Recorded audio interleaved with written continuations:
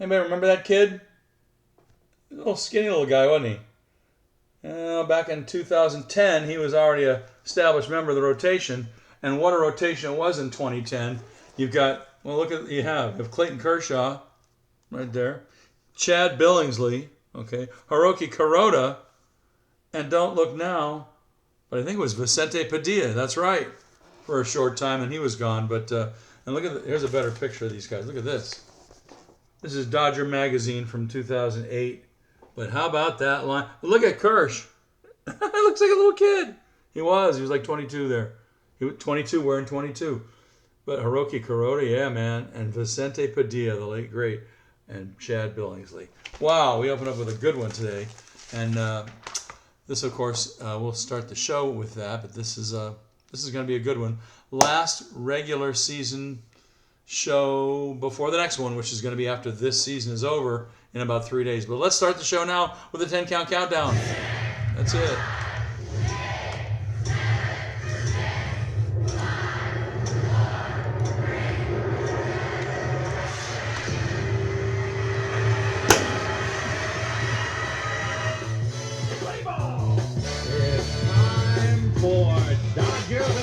Yeah, it certainly is. Tonight, get your pitch clocks on and your pitch comms, because the game tonight is at 6:40. All right, we'll talk about that in a few minutes. I'm Randy in New York. Come on in, pull up a chair, sit down, relax, and let's talk Dodgers. This is the best, first, and only video podcast by fans for fans of your LA Dodgers. Yeah, I'm wearing it over there. No hat today. I'll wear the hat next time. Dodgers. Well, you know what they did. They clinched the West by taking 2 out of 3 from the D-bags. In Game 2, the Blue got involved in yet another game where they were leading and slowly looked like they might blow another one, but they tied up the game and they won it. Snell went, this is something else, Snellzilla, that guy is amazing. He went 6 strong innings, gave up 5 hits, 1 run, 1 walk. Are you kidding me? 5 Ks and 95 pitches. That's crazy good. Wait a minute. Got some help from Sasaki, Kirsch. That was cool to see Kershaw in there. Vesey, although he let 1 up, and Robo did great. Trinan, not so good. Pages did this in the second inning. No, I'm sorry. Freeman did this in the second inning, back-to-back with Pages. Check this out. Freddie Freeman starts his second for the Dodgers. Jalen Beeks stays in. We'll see if Beeks gets 2 full innings here, if it's just Freeman. Freeman hitting .291, 21 home runs. He's driven in 85. Freeman gets into this ball, deep to right field. I'll say. It's gone! Freddie Freeman's home run starts the scoring. And on a day where the magic number is 1, on the scoreboard there's 1. Freddie Freeman with his 22nd homer gets the Dodgers on the board. It is 1-0. Yeah, man. I love it. And then Pages came up back-to-back. Check it out. One time. Drive to left field. He went down and got it with 2 strikes and golfed it to the seats. He did. Freeman and Pages go back-to-back, and it's 2-0. Back-to-back home runs for the Dodgers. They lead 2-0 for Andy Pages, his 27th home run, and he absolutely annihilated that up into the left field bleachers. Didn't he? Here at Chase Field. What a shot by Pages. Back-to-back home runs off 2 different pitchers. And the D-backs seriously cannot get out of their own way here in this second. They give up 2 homers and walk, a misplay of the fielder's choice. But yeah, they couldn't get out of their own way. That's a good way to put it.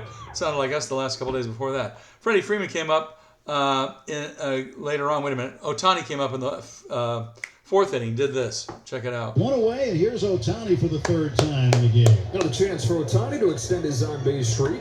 Shohei golfs one to right center field. Headed for the pool. Splashdown for Ohtani in Phoenix. Home run number 54.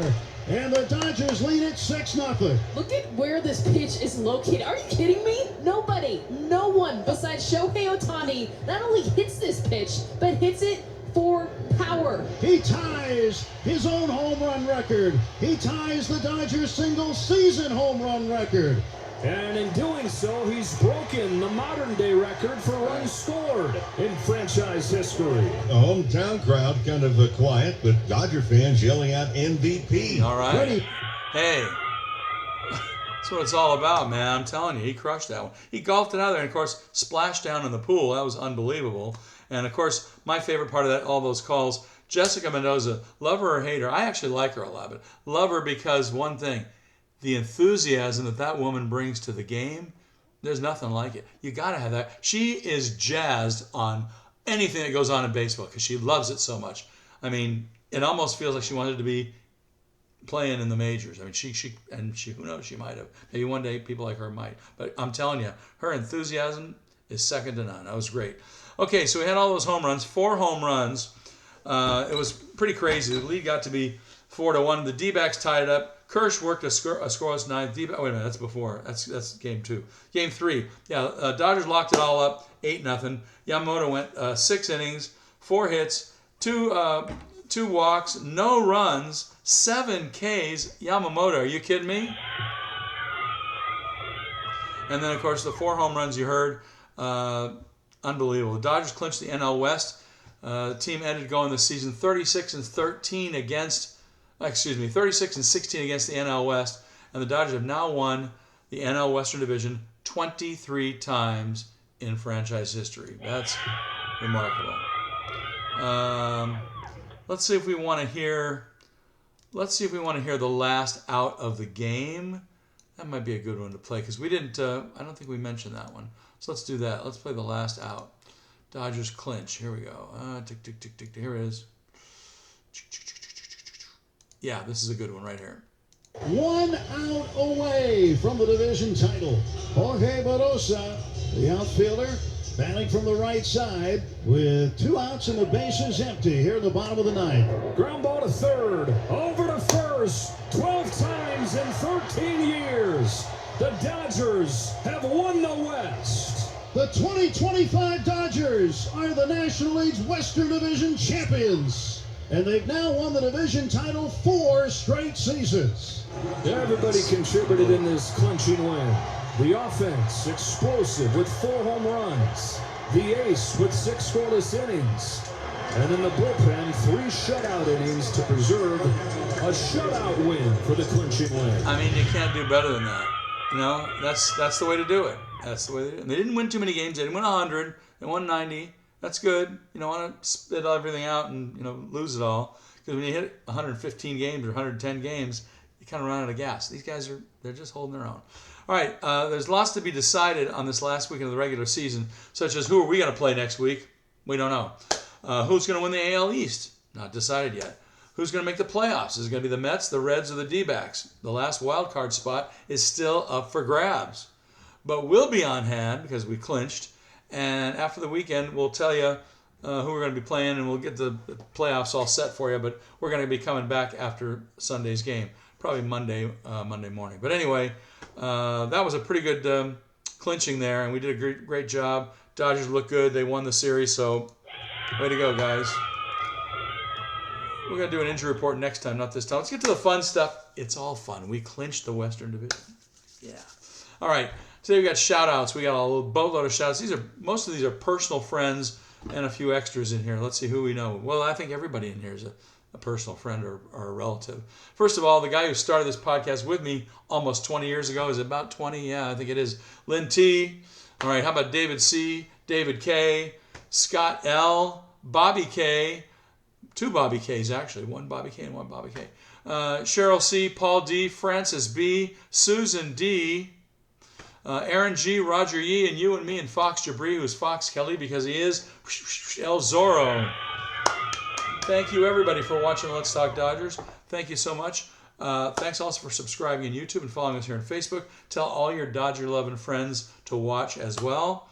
Tell them you can like us on Facebook. They can subscribe to us on YouTube. We're always talking Dodgers in here. Go Blue! And if you have any comments you want to make, you can put them in here, or you can throw them into the YouTube panels. I don't usually read those, but I'll have to go back and see some. But the best way to get a hold of me, just write to letstalkdodgers@gmail.com. That's the main address here, letstalkdodgers@gmail.com. This date in Dodger history, September the 26th. September the 26th, 1997. Not that long ago for those of you who don't remember. And we got a guy on our team now that's hitting some big bombs and long ones, but check this guy out.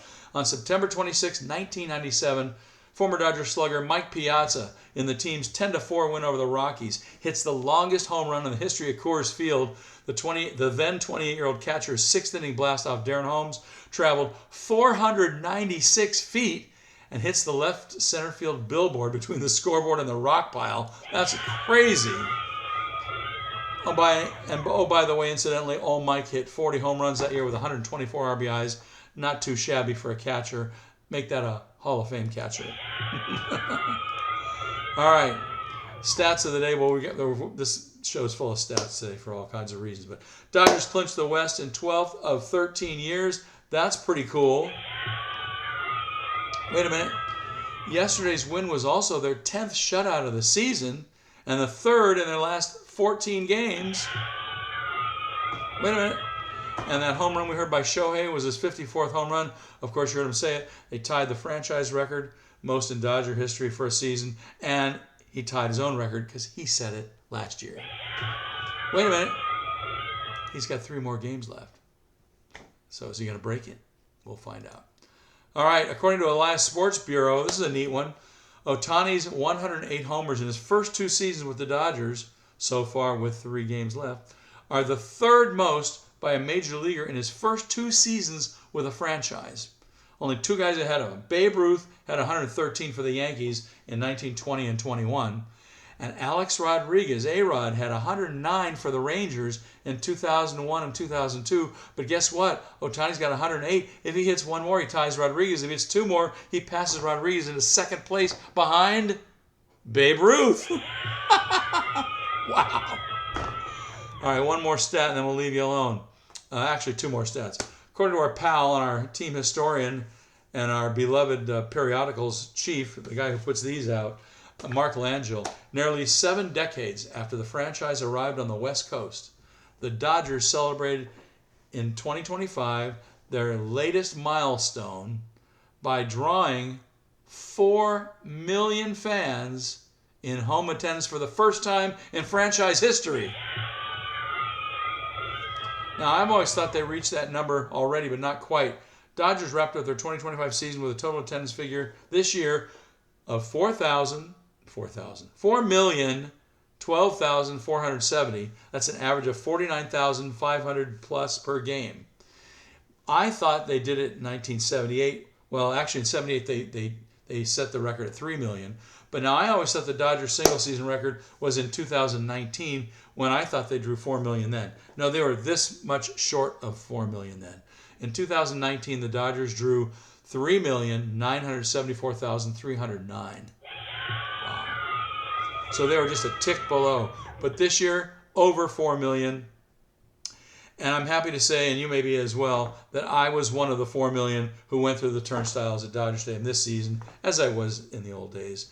And we had to see our club play in person. You always have to do that. Last stat of this week, as you know, we've been doing this. We'll do it 1 more time to end the season, and then 1 more time after that at the end of the postseason, or as far as we get in the postseason. Hope it's all the way to the last game.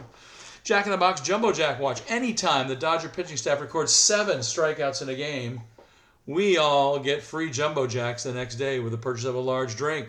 So far this season, the pitching staff has come through with 7 or more Ks in a game 128 times. Wait a minute. In 159 games played, that equals a mark of 80.5 or 81% so far this season. That's way ahead of last year's pace when we did it only 118 times. We already got 10 more than that. 10 times more. That's great. More free Jumbo Jacks for us.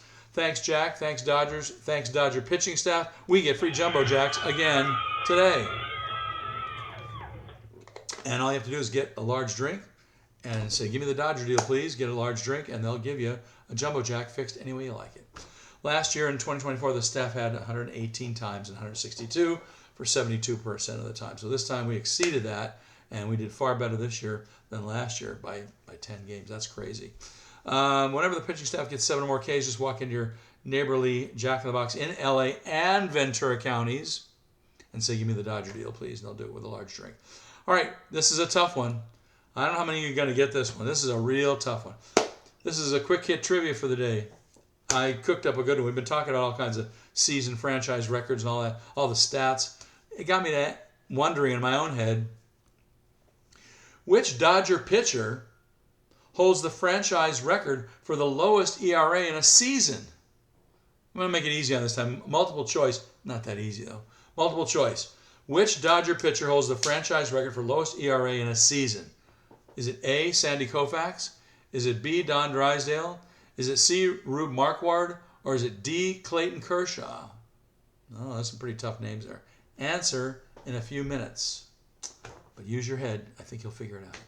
All right, secret stuff. I'm going to give this one more time because after this week, we don't need to give you this anymore. Everything's going to be on national TV. But right now, it's still not. So for the last 3 games of the season, pay attention and write it down.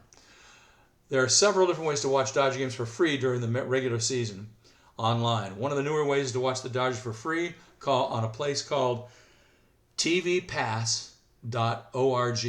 tvpass.org. tvpass.org.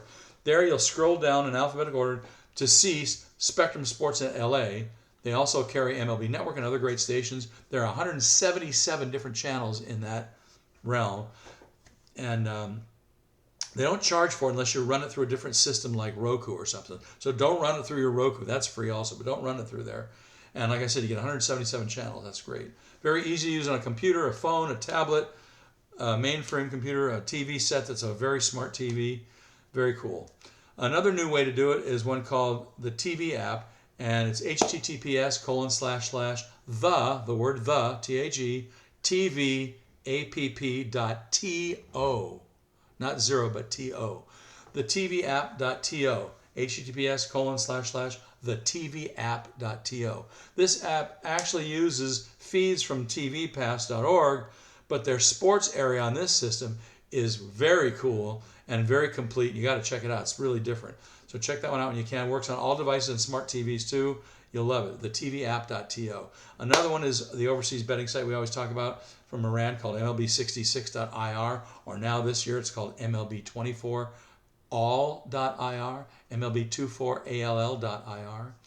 Another one that's cool, that's free, is also free, is MLB Streams, and you'll find at this URL address with no W's. Just put into your browser MLBwebcast.com. MLBwebcast.com.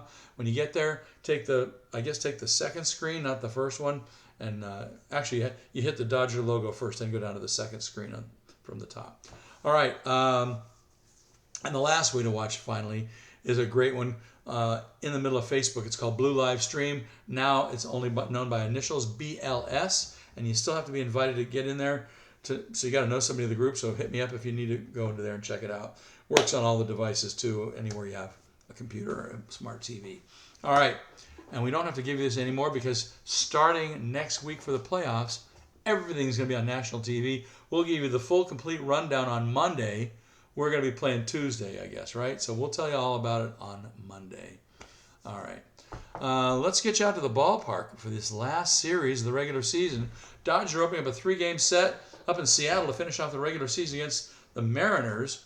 And tonight, 6:40 p.m. on Sportsnet LA, it's going to be none other than Emmett Sheehan with a 6-3 record and a 2.86 ERA. That's really good. That's really good. He's going up against George Kirby. He's 10-7 with a 4.24 for the M's, or the S's as we used to call them too. The S's or the M's, Mariners. Like I said, 6:40 game on Sportsnet LA, or any other places I already told you how you can find the games. Tomorrow on Saturday, and I checked this recently, and I don't think, I can check it again when we give it to you, but I don't think anybody's announced any pitching for the Seattle club for the next 2 games after that. On 9/27 Saturday, it's going to be Tyler Glasnow. He's 4-3 with a 3.30 ERA. Way to go, Tyler. Nobody announced for Seattle. It's a 6:40 game also on Sportsnet LA. And then on Sunday, okay, that's the 28th, the last regular season game of the year. Sunday, all teams throughout baseball are starting at noon Pacific time or 3 p.m. Eastern time. Everybody starts at exact same time, right? Remember that? They started doing that a couple years ago. Dodgers are going to send Clayton Kershaw to the hill for his last ever regular season start. Love you, Kersh. Going to miss you a lot, but love you, Kersh. There he is. And we don't know who's going to. He's got a 10-2 record with a 3.52 ERA. He's going against. We don't know. We're going to check again for you just a minute live. We're going to check for you. A noon game, like I said, or 12:10, as all games that day are starting at noon Pacific. And they're going to be played simultaneously, noon and 3 p.m. Eastern. And go blue. That's going to be a wild weekend with Seattle. They got a great team. That Cal Raleigh guy is chewing it up, killing it with home runs and stuff. He's already hit 60 of them or so. That's nuts. Let's look at the schedule just to see if Seattle has announced any pitching yet. I don't think they have, but we're going to check for you right now live at 2:24 p.m. when we're recording this to see how we're doing.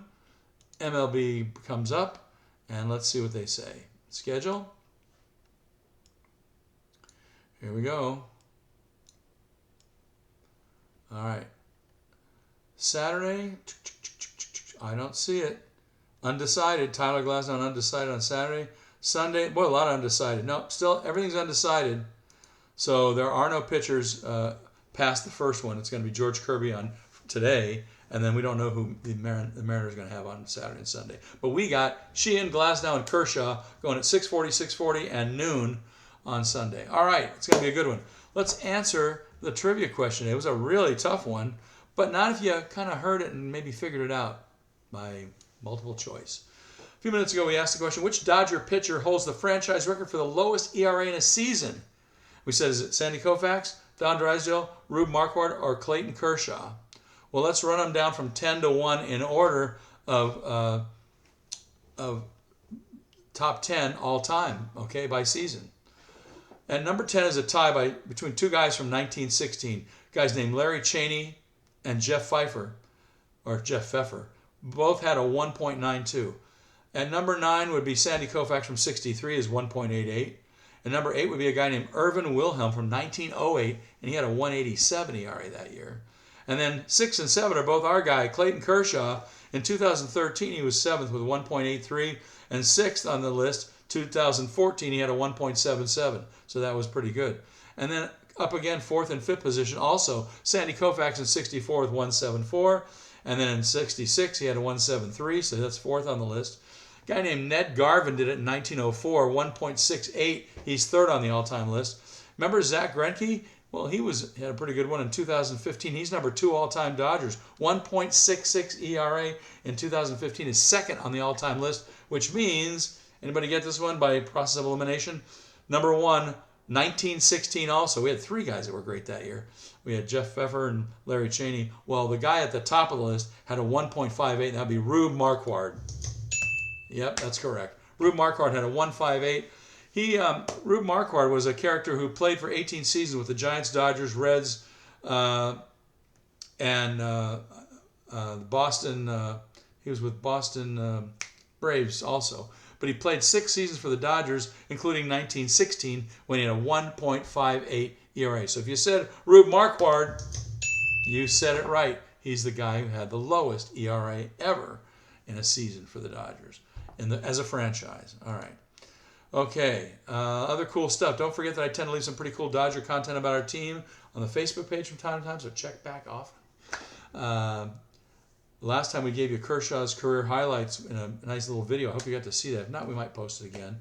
We'll post something else on the days between the playoffs, but starting with the playoffs, there's a day off, so we'll put something in there too. So keep watching our Facebook page, all right?